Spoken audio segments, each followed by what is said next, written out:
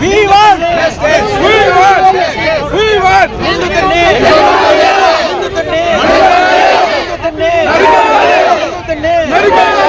We want justice. We want justice. We want justice. మొత్తం estate Bengaluru route అంతా traffic చేస్తాను నేను. రాండి నా బాధ ఎవరు తెలుస్తుంది సార్? అది మీ బిడ్డకి ఎవరు తెలుస్తుంది? మాకు తెలుస్తుంది సార్ బాధ. నేను మొత్తం ట్రాఫిక్ చేస్తాను సార్. అందరూ తెలుసుకోండి. పెట్టండి.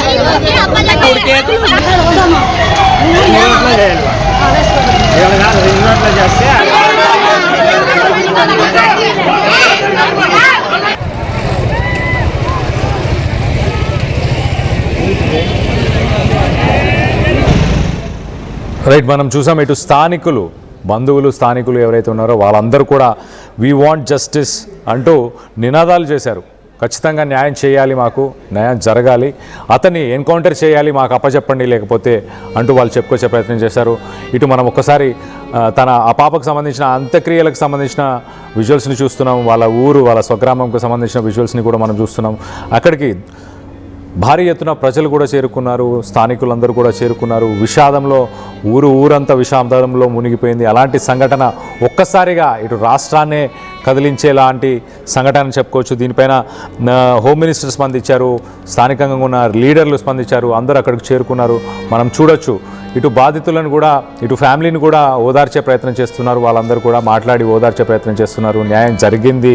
ఇటు కులవర్ధన్ని అతనికి ఏం జరగాలో తగిన శాస్తే జరిగింది. తన ప్రాణాలను తానే తీసుకోవాల్సి వచ్చింది. మొత్తానికైతే ఇటు బలవన్ మరణానికి కులవర్ధన్ పాల్పడ్డాడు.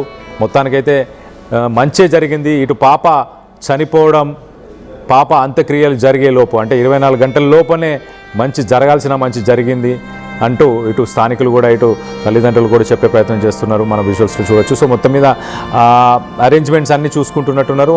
ఇటు పాప విషయంలో ఒక్కసారి చూస్తే మనకు ఇంతకుముందు కూడా ఒక కాలర్ మాట్లాడారు, కిరణ్ అని.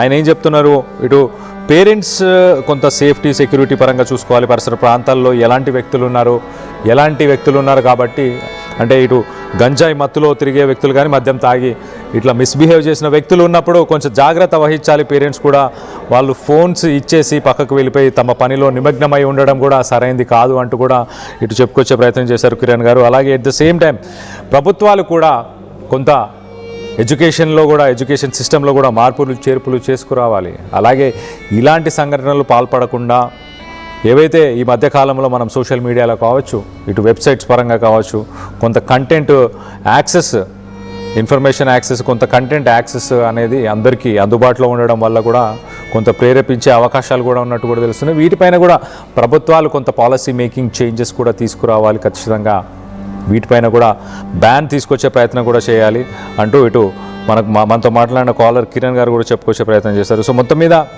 ఇటు పాప విషయంలో మనం చూస్తే పాప మరి పట్టపగలే ఇటు 4:30 ఆ సమయంలో పరిసర ప్రాంతాల వాళ్ళు ఉన్నవాళ్ళు ఎవరు ఆ పాప అరుపులు కానీ, కేకలు కానీ ఇవన్నీ ఏమీ వినపడలేదా? పాప కనిపించట్లేదు అన్న విషయాన్ని ఎప్పుడు గ్రహించారు తల్లిదండ్రులు? మొత్తానికైతే కులవర్ధన్ అసలు చట్టానికి భయపడకుండా, పోక్సో చట్టాలు కానీ లేకపోతే తనని శిక్షించే అవకాశం ఉంటుంది అన్న ఆలోచన కూడా లేకుండా ఇంత ఘాతుకానికి ఎలా పాల్పడ్డాడు? ఇలాంటి వాళ్ళు భయపడకుండా ఎందుకుంటున్నారు? వీళ్ళని భయపెట్టేలాగా ఉన్న చట్టాలు సరిపోవట్లేదా? కొత్త చట్టాలన్నీ తీసుకురావాలా? ప్రభుత్వాలు కానీ, సమాజం కానీ, పోలీసులు కానీ ఏం చేస్తే బాగుంటుంది అన్న దానిపై మీ అభిప్రాయాలు ఏంటందని కింద కామెంట్ రూపంలో తెలియపరచండి. అలాగే ఒకసారి మనం చూస్తే కనుక ఇటు కులవర్ధన్ చనిపోయిన చోటు ఏదైతే ఆ చెరువులో మృతదేహంలా తేలి ఆడుతున్నాడో ఆ చోటు ఇటు పాప ఉంటున్న ప్లేస్ నుంచి, అంటే అక్కడి నుంచి దాదాపు 10 నుంచి 20 కిలోమీటర్ల దూరంలో మాత్రమే. అంటే నిన్న సంఘటన జరిగిన సమయం నుంచి ఇప్పటిదాకా 10 నుంచి 20 కిలోమీటర్ల రేడియస్లోనే మరి కులవర్ధన్ ఉన్నా కూడా పోలీసులు పసిగట్టలేకపోయారా? పోలీసులు ట్రేస్ చేయలేకపోయారా? కులవర్ధన్ పారిపోవడానికి, కులవర్ధన్ గురించి 24 గంటల పాటు ఎటువంటి సమాచారం లేకపోవడం, అతనికి ఎవరైనా సహకరించారా ఈ విషయంలో? దీనికి సంబంధించి పోలీసులు నివేదిక రావాల్సి ఉంది. పోలీసులకు నివేదిక వచ్చిన తర్వాతనే పూర్తి వివరాలు తెలిసే అవకాశం ఉంది. ఇటు కులవర్ధన్ ఒక్కడే ఈ ఘాతుకానికి పాల్పడ్డా, లేకపోతే ఇంకెవరైనా ఇన్వాల్వ్మెంట్ ఉందా, ఏ రకమైన ఇన్వాల్వ్మెంట్ ఉంది అన్న దానిపై ఇంకా క్లారిటీ రావాల్సి అయితే ఉంది. సో ఒక్కసారి మనం చూస్తే కనుక ఇటు రైట్ సైడ్ బాక్స్లో కులవర్ధన్కి సంబంధించిన మృతదేహానికి సంబంధించిన విజువల్స్ని చూడొచ్చు. ఇటు లెఫ్ట్ సైడ్ బాక్స్లో తన ఫ్యామిలీ ఒకసారి ఇటు తన అంత్యక్రియలకి తన ఫ్యామిలీ మెంబర్స్ రావడం, ఆ ఫ్యామిలీ మెంబర్స్కి సంబంధించిన విజువల్ చూడొచ్చు. ఒక్కరు కూడా తల ఎత్తుకొని నడవట్లేదు. అందరూ బాధలో ఇటు తల దించుకొనే నడుస్తున్న విజువల్స్ని మనం చూస్తున్నాం. సో ఇటు స్థానికంగా ఉన్న నాయకులు కావచ్చు, స్థానికంగా ఉన్న బంధువులు వీళ్ళందరూ కూడా అక్కడికి చేరుకున్నారు. వాళ్ళందరూ కూడా ఇటు ఫ్యామిలీతో మాట్లాడే ప్రయత్నం చేస్తున్నారు, వాళ్ళని ఓదార్చే ప్రయత్నం కూడా చేస్తున్నారు. సో ఒక్కసారి మనం చూస్తే కనుక ఇటు అందరూ శోక సంద్రంలో మునిగిపోయి ఉన్నారు. అలాంటి బాధలో ఒక్కసారిగా తెలుగు రాష్ట్రాలనే షేక్ చేసిన న్యూస్ అని చెప్పుకోవచ్చు. 7 ఏళ్ల చిన్నారిపై ఇలాంటి ఒక అఘాయిత్యానికి ఎలా పాల్పడతారు, వాడు మనిషా మృగమా అన్న ఆలోచన అందరికీ వచ్చింది. మొత్తానికైతే ఆ మృగానికి 24 గంటల్లోనే దేవుడే శిక్ష వేశాడు. దేవుడే తన మనసు మార్చి బలవన్ మరణానికి పాల్పడేలా చేశాడా, మరి దాంట్లో ఇంకెవరు ఇన్వాల్వ్మెంట్ ఏమైనా ఉందా అన్న కోణంలో ప్రస్తుతానికైతే పోలీసులు ఇన్వెస్టిగేషన్ చేస్తున్నట్టు తెలుస్తుంది.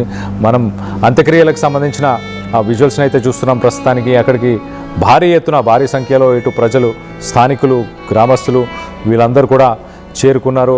మనం లెఫ్ట్ సైడ్ విజువల్లో చూస్తున్నాం. ఇటు చూడొచ్చు. ఇటు ఆఖరి రిచువల్ రైట్స్ అవన్నీ కూడా వాళ్ళు నెరవేర్చే ప్రయత్నం చేస్తున్నారు. చిన్న ఒక పాప కూడా ఉంది. మరి తన ఫ్రెండో మరి ఏంటో తెలియదు, కానీ వాళ్ళు కూడా చిన్న పాప కానీ అక్కడికి వచ్చిన బంధువులందరూ కానీ బాధల్లో వాళ్ళందరూ కూడా మొత్తానికైతే అంతిమ యాత్రకి వాళ్ళు కూడా వాళ్ళ భాగమై ఉన్నట్టు తెలుస్తుంది. సో మొత్తం మీద మనం ఈ విజువల్లో చూడొచ్చు, చాలా క్లియర్గా కనిపిస్తుంది. ఆ పాపకి ఫైనల్ రైట్స్, అంతిమ యాత్రలో ఇటు అందరూ పాల్గొంటున్నారు. ఒక చిన్న పాప ఏడవడం, అలాగే తన తల్లిని చూడొచ్చు మనం. తల్లి కూడా కనిపిస్తుంది. తల్లి కూడా బాధలో ఉంది. నిన్నటి నుంచి తను బాధలో ఉండి నీరసపడిపోయినట్టు కూడా తెలిసిపోతుంది. సో కులవర్ధన్కి సంబంధించిన మృతదేహం ఏదైతే కానసానిపల్లె అనే చెరువులో దొరికిన ఆ మృతదేహాన్ని ప్రస్తుతానికి బ్లర్ చేసి మీకు చూపించే ప్రయత్నం చేస్తున్నాం. యూట్యూబ్ గైడ్లైన్స్ వల్ల మీకు ఫోటోని చూపించలేకపోతున్నాం. ఆ బ్లర్ చేసిన ఇమేజ్ని అయితే ప్రస్తుతానికి చూపించే ప్రయత్నం చేస్తున్నాం. ఒకసారి మనం చూస్తే కనుక ఇటు రైట్ సైడ్ విజువల్లో చిన్నారికి సంబంధించిన అంత్యక్రియలకు సంబంధించిన విజువల్ని మనం చూస్తున్నాము. సో ఒక 2 తెలుగు రాష్ట్రాలని షేక్ చేసే ఒక న్యూస్కి మొత్తానికైతే తెరపడిపోయింది. ఇటు ప్రజలు, ఇటు స్థానికంగా ఉన్న గ్రామస్తులు, అలాగే బంధువులందరూ కూడా ప్రస్తుతానికి హర్షాన్ని వ్యక్తపరుస్తున్నారు. ఇటు కులవర్ధన్ 24 గంటల్లోనే ఇటు పాపకి న్యాయం జరిగిందంటూ ఇటు బంధువులు, స్థానికులు, గ్రామస్తులు చెప్పుకొచ్చే ప్రయత్నం చేస్తున్నారు. మరో పక్కన ఇటు కులవర్ధన్ బ్రతికిపోయాడు అంటే, బ్రతికిపోవడం అంటే ఇలా బలవన్ మరణానికి పాల్పడి బ్రతికిపోయాడు, మా చేతికి దొరుకుంటే బాగుండు అంటూ ఇటు గ్రామస్తులను, స్థానికులు కొంతమంది చెప్పే ప్రయత్నం కూడా చేస్తున్నారు. సో ఎవరైనా మరి కులవర్ధన్ని చెరువులో తోసేశారా, నిజంగానే బలవన్ మరణానికి పాల్పడ్డా, ఇటు ఎన్కౌంటర్ చేస్తేనే న్యాయం జరిగేదంటూ కూడా కొంతమంది బాధిత కుటుంబానికి సంబంధించిన వ్యక్తులు కూడా చెప్తున్నారు. మరో పక్కన ఇటు కామ పిచ్చితోనే ఇటు బాలికని క్రూరంగా హతమార్చాడు ఆ కిరాతకుడు అంటూ కూడా చెప్పుకొస్తున్నారు. అలాగే ఇటు గతంలో కూడా కొన్ని కేసులు నమోదై ఉండే కులవర్ధన్ పైన. ఇటు గంజాయికి బానిసై గతంలోనూ మహిళలకు వేధించాడు మహిళలను అంటూ కూడా చెప్పుకొస్తున్నారు. భయంతోనే ఇటు చచ్చి తాను బతికిపోయాడంటూ గ్రామస్తులు చెప్తున్నారు. సో మొత్తం మీద ఇటు మదనపల్లి ట్రాజెడీ ఒక్కసారి మనం అక్కడ అంత్యక్రియలకు సంబంధించిన చివరి అంత్యక్రియలకు సంబంధించిన